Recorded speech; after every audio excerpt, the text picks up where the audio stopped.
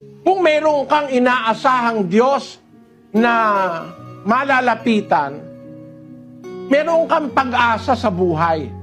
Yung nasa 13:5 ng Ebreo, pakinggan nyo mga kapatid.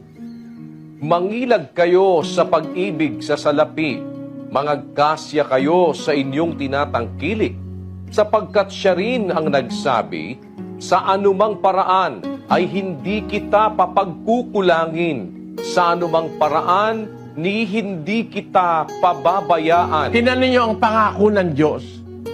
Kaya ang sabi ng salita ng Diyos, mangilag kayo sa pag-ibig sa salapi, yung pang-aangkin, pagnanakaw, panggagancho, panglalamang sa kapwa. Magkasya kayo sa inyong mga tinatangkilik. Magkasya ka kung ano nasa iyo. Bakit? Minsan kasi,